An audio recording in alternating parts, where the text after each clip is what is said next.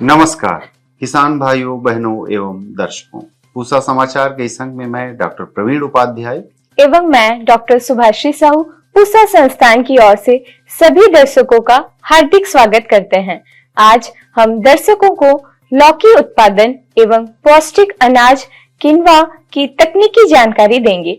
साथ ही संस्थान द्वारा जिला पलवल में लगाए गए प्रक्षेत्र दिवस की एक झलक भी दिखलाएंगे। आगे बढ़ने से पहले आप सभी से अनुरोध है कि हमारे संस्थान के चैनल को आप जरूर सब्सक्राइब करें और बेल आइकन दबाना न भूलें, ताकि हमारे YouTube चैनल पर अपलोड किए गए सभी वीडियो के नोटिफिकेशन आप तक शीघ्र पहुंचे।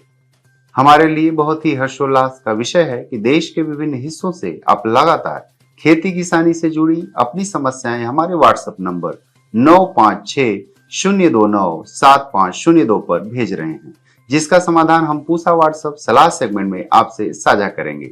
और अंत में मौसम खबर। कद्दू वर्गीय सब्जियों में लौकी एक महत्वपूर्ण फसल है, जिसकी खेती संपूर्ण भारत में प्रमुख रूप से की जाती है। अच्छी उपज एवं अधिक आय लेने हेतु लौकी उत्पादन में किसानों को किन समसामयिक क्रियाओं का ध्यान रखना चाहिए, इसकी विस्तृत तकनीकी जानकारी दे रहे हैं पूसा संस्थान के विशेषज्ञ डॉक्टर जे.के. रंजन। गर्मी की फसल की बुआई फरवरी माह के अंत में या मार्च के प्रथम सप्ताह में किया जाता है। गर्मी के मौसम में अगेती फसल लेने हेतु आप इसकी पौध पॉली हाउस में तैयार करके सीधी रोपाई कर सकते हैं। इसके लिए प्लास्टिक बैग या प्लग ट्रे में कोकोपीट, वर्मिकुलाइट तथा परलाइट को 3:1:1 के अनुपात में मिलाकर इसे प्लग ट्रे में भर के इसकी बिजाई करते हैं। इस तरह से दिसंबर माह में इसकी बिजाई करके फरवरी माह में रोपाई कर सकते हैं। बरसात की फसलों की बिजाई जून के अंत में अथवा जुलाई के प्रथम सप्ताह में कर सकते हैं। अच्छी उपज के लिए किसान भाई हमारे संस्थान द्वारा विकसित किस्में जैसे कि पूसा नवीन, पूसा संतुष्टि एवं पूसा संदेश तथा संकर किस्में पूसा हाइब्रिड 3 लगा सकते हैं। इस फसल की बिजाई या रोपाई खेत में नाली बनाकर करते हैं।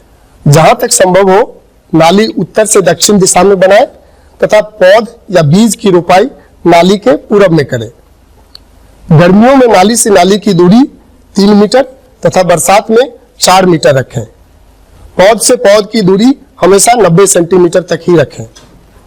खेत में पौधों के 2 से 3 पत्तियों की अवस्था में लाल कीड़े, जिसे कि हम रेड पंपकिन बीटल भी कहते हैं, का प्रकोप बहुत अधिक होता है। इससे बचाव के लिए किसान भाई डाइक्लोरोफॉस नाम की दवा 1 मिलीलीटर को 1 लीटर पानी में मिलाकर छिड़काव करें। किसान भाई इस बात का ध्यान हमेशा रखें कि इस कीड़े को मारने के लिए आप सूर्योदय से पहले ही छिड़काव करें। सूर्योदय के बाद यह कीड़ा जमीन के बीच दरारें होती हैं, उसमें छुप जाते हैं। जहां तक संभव हो बरसात के मौसम में फसल को मचान बनाकर उगाएं। इससे बरसात में पौधों की गलन की समस्या कम होती है एवं उपज भी अच्छी होती है। स्वस्थ एवं खुशहाल जीवन हेतु खाद्य सुरक्षा के साथ साथ पोषण सुरक्षा भी अति आवश्यक है। पोषण सुरक्षा की दृष्टि से श्री अन्न जैसे कि बाजरा, रागी, ज्वार बहुत ही महत्वपूर्ण है। जी बिल्कुल, कदनीय अनाजों के साथ साथ छदन अनाज यानी सीडो सीरियल्स जैसे चौलाई, कट्टू एवं किनवा भी लोगों के बीच में खूब प्रचलित हो गए हैं। हमारे किसान भाइयों ने बहुत ही महत्वपूर्ण पौष्टिक अनाज किनवा की जानकारी मांगी है, जिसके महत्व एवं इससे बनने वाले व्यंजनों की विस्तृत तकनीकी जानकारी दे रही हैं हमारी विशेषज्ञ डॉक्टर शालिनी गौर रुद्रा। उतनी ही हमारे स्वास्थ्य के लिए बेहतरी है। पिछले कुछ वर्षों में पोषणकर्ताओं, वैज्ञानिकों एवं आम जनता का ध्यान गेहूं, चावल से अलग अनाजों की तरफ गया है। इनमें प्रमुख तौर पर कदन्न है, जैसे कि बाजरा, रागी, ज्वार, कोदो, कुटकी इत्यादि। लेकिन इसके अलावा भी एक और समूह होता है छद्म अनाजों का, यानी स्यूडो सीरियल्स, जिसमें रामदाना यानी चौलाई, कुट्टू यानी कि बकवीट, कीनवा इत्यादि शामिल हैं। हमारे देश में कीनवा कुछ राज्यों में उगाया जाता है, जैसे कि उत्तरांचल, हिमाचल प्रदेश, राजस्थान, हरियाणा इत्यादि। यह अधिकतर सूखी लवणीय जमीन पर भी उग सकता है और ज्यादा देखभाल की इसको जरूरत नहीं होती। इसमें प्रोटीन की मात्रा 12 से 16% है और यही नहीं, इसकी गुणवत्ता भी बहुत अधिक है, यानी कि ये कंप्लीट प्रोटीन है। इसके अंदर सभी आवश्यक अमीनो अम्ल हैं। लाइसिन की मात्रा बहुत प्रचुर मात्रा में है। इसमें पॉली अनसैचुरेटेड फैटी एसिड्स ज्यादा हैं। विटामिन ई की मात्रा भी इसमें काफी अधिक है। यही नहीं, इसमें विटामिन बी, फोलेट की मात्रा भी बाकी सभी अनाजों से लगभग दुगनी है। हमारे देश में किसान भाइयों ने इस फसल को उगाया तो सही, लेकिन आम जीवन में अपनाना नहीं जानते। कारण ये है कि इसका बीज थोड़ा कड़वा होता है और इसको उपचार करने की विधि अलग है।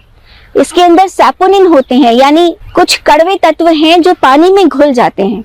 लेकिन इनको अलग करने के लिए सबसे पहले हम एक राइस पॉलिशर में लगभग 30 सेकंड तक घुमाते हैं। इसके बाद में इसको 3 से 4 धुलाई अच्छे से बहते हुए पानी में देनी है, ताकि इसका कड़वा सैपोनिन धुल के निकल जाए।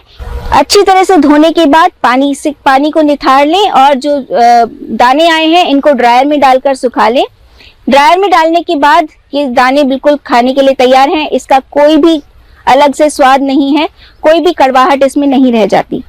इसके बाद इसको आराम से किसी भी साधारण मिक्सी या चक्की में, बहुत ही मुलायम दाने होते हैं, इसको साधारण मिक्सी में भी आप इसको पीस सकते हैं या चक्की में, और ये आटा प्रयोग के लिए तैयार है। ज्यादातर लोग इसका उपयोग सिर्फ उपमा की तरह खाकर करते हैं, लेकिन पूसा संस्थान में हमने इस आटे को बहुत सारे अलग अलग उत्पादों में डालकर देखा है, जैसे कि ग्लूटेन रहित मफिन्स, बाजरे के साथ मिलाकर हमने ये तला हुआ नाश्ता तैयार किया है। इसके अलावा डोनट्स बनाए हैं, ब्रेड्स बनाई हैं।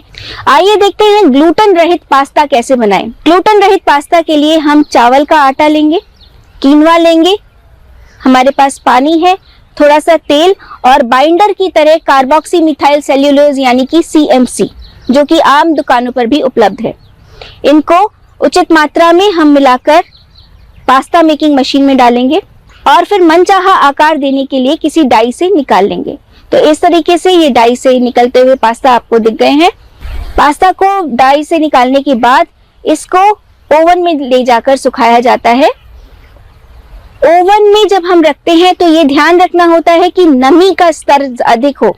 यदि नमी नहीं होगी तो पास्ता सूखने के समय उसके अंदर दरारें पड़ जाएंगी, यानी क्रैक्स आ जाएंगे, और जब आप उबालेंगे तो वो दरारें फटना शुरू हो जाएंगी। इसलिए जब हम पास्ता को सुखाते हैं तो अधिक नमी वाली अवस्था में सुखाना चाहिए। 1 घंटे तक हमने इसको सुखाया और उसके बाद में बाहर निकालकर इसको पैक कर लिया। जैसे आप देख रहे हैं, ये हमने सफेद चावल के साथ मिलाकर बनाया है पास्ता, और उसी तरह हमने काले चावल के साथ मिलाकर भी पास्ता बनाया है, यानी कि ग्लूटेन रहित ब्लैक राइस पास्ता। ग्लूटेन रहित ब्लैक राइस पास्ता में आपको कीनवा के गुण तो मिल ही गए, लेकिन साथ साथ ब्लैक राइस के एंथोसाइनिन्स के गुण भी मिल गए। तो इस प्रकार हो गया एक सुपर फूड तैयार। ये सिर्फ एक ही उदाहरण है, बाकी बहुत सारे उत्पाद हम कीनवा से बना सकते हैं। दिनांक 11 मार्च 2025 को जिला पलवल के माहौली गांव में भारतीय कृषि अनुसंधान संस्थान नई दिल्ली द्वारा प्रक्षेत्र दिवस का आयोजन किया गया। यह गांव पूसा संस्थान द्वारा अपनी प्रौद्योगिकियों के आकलन एवं प्रचार प्रसार के लिए अंगीकृत किया गया है। यहाँ पूसा संस्थान द्वारा विकसित उपयुक्त प्रौद्योगिकियों के प्रदर्शन लगाए गए हैं तथा स्थानीय किसानों को संगठित कर होडल फार्मर प्रोड्यूसर कंपनी के गठन कराया गया है।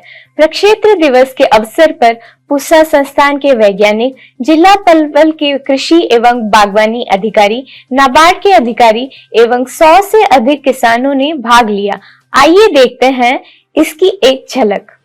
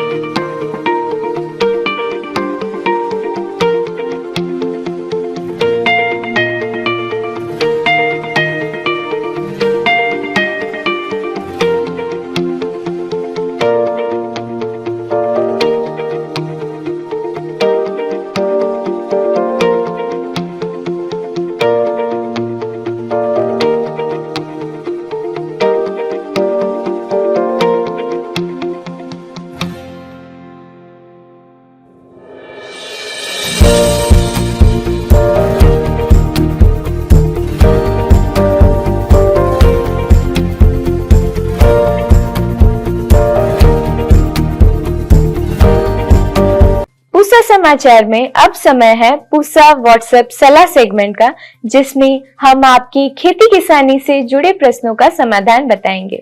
उत्तर प्रदेश से विनय जी ने आम की बौर के न गिरने हेतु उपाय पूछा है। आम के फल जब सरसों के आकार के हो जाएं, तब इमिडाक्लोप्रिड की 60 से 70 ग्राम मात्रा एवं घुलनशील सल्फर की 400 ग्राम मात्रा को 200 लीटर पानी में घोल बनाकर 1 एकड़ में छिड़काव करें। देश भर से कई किसानों ने खीरा में लाल कीट की समस्या बताई है। आपकी फसल में रेड पंपकिन बीटल का प्रकोप हुआ है। इसके नियंत्रण हेतु सूर्योदय से पहले कार्बोसल्फान की 60 से 70 मिलीलीटर मात्रा को 200 लीटर पानी में घोल बनाकर 1 एकड़ में छिड़काव करें। हरियाणा से माया देवी जी ने पपीते की मिठास की वृद्धि हेतु उपाय पूछा है। पपीते में मिठास की वृद्धि हेतु पोटेशियम सल्फेट की 10 ग्राम मात्रा एवं जिंक सल्फेट की 6 ग्राम मात्रा प्रति लीटर पानी में घोल बनाकर छिड़काव करें।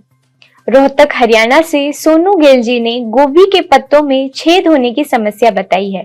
आपकी फसल में कैबेज बटरफ्लाई का प्रकोप हुआ है। इसके समाधान हेतु सर्वप्रथम प्रभावित पत्तियों को खेत से हटा दे। रासायनिक नियंत्रण हेतु स्पाइनोसेट की 60 से 70 मिलीलीटर मात्रा को 200 लीटर पानी में घोल बनाकर 1 एकड़ में छिड़काव करें। आइए सुनते हैं आने वाले सप्ताह में देश भर में कैसा रहेगा मौसम का हाल। मौसम खबर में भारत मौसम विज्ञान विभाग द्वारा दिए गए मौसम पूर्वानुमान के अनुसार 15 और 16 मार्च को जम्मू कश्मीर, लद्दाख, हिमाचल प्रदेश, उत्तराखंड में, 16 और 17 मार्च को अरुणाचल प्रदेश में कुछ स्थानों पर वर्षा के साथ बर्फबारी की संभावना है। 15 और 16 मार्च को पंजाब, हरियाणा, उत्तर प्रदेश, राजस्थान में कुछ स्थानों पर हल्की से मध्यम वर्षा की संभावना है। 15 से 17 मार्च के दौरान उड़ीसा, झारखंड, गंगई, पश्चिम बंगाल में गर्म लहर यानी लू चलने की संभावना है।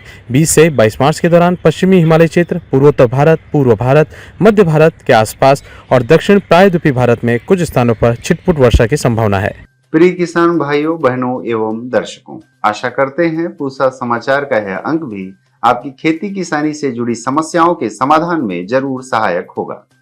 आप सभी दर्शकों से निवेदन है कि ज्यादा से ज्यादा संख्या में हमारे संस्थान के चैनल को सब्सक्राइब करें और पूसा समाचार के हर अंक का लाभ उठाएं। हमारे फेसबुक पेज और ट्विटर हैंडल को भी जरूर फॉलो करें। कृषि से जुड़ी समस्याएं या अधिक जानकारी हेतु हमें दिए गए नंबर पर व्हाट्सएप करें और अपना नाम एवं पता अवश्य लिखें। आपके सुझावों और प्रतिक्रियाओं का हमें हमेशा इंतजार रहता है। कृषि की दिशा में यदि लाने हो नवाचार तो देखते रहिए हमारा साप्ताहिक कार्यक्रम पूसा समाचार। कुछ नए विषयों पर नई जानकारी लेकर हम फिर हाजिर होंगे अगले शनिवार। तब तक के लिए दीजिए इजाजत। नमस्कार।